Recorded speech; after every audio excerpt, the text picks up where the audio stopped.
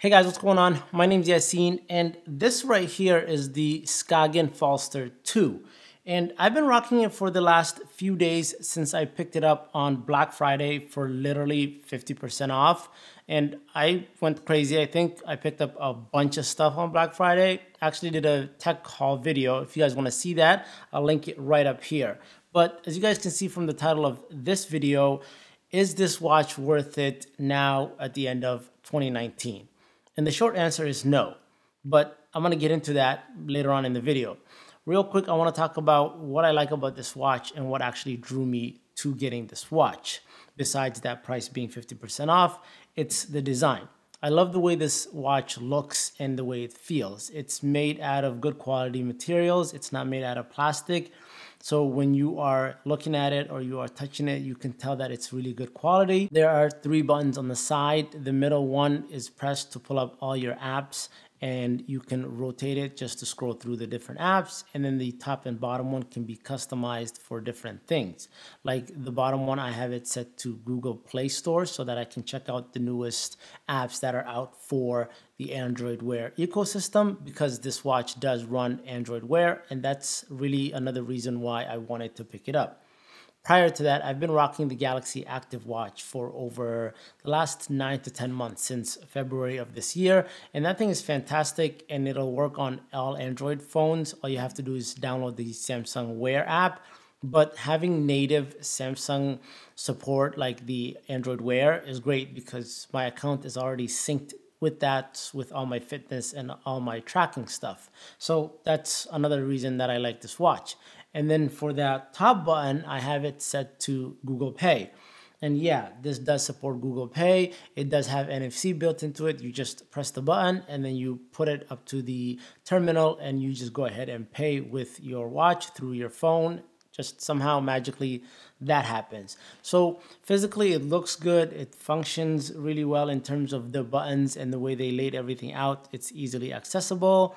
It's rocking a 20mm band, and you can pick up bands from Amazon, and you don't have to just stick with this silicone rubber band that comes with it, even though it is good material and it fits perfectly well. So overall, this watch looks great and it feels great on my wrist, and design-wise, I think it looks fantastic. And by now, you're probably wondering then what is wrong with this watch and why are you not recommending it? And we are gonna start with the actual specs. So the specs of this watch is a Snapdragon 2100. You have 512 megabits of RAM, 4 gigs of onboard storage, and it's got a 40mm face on it.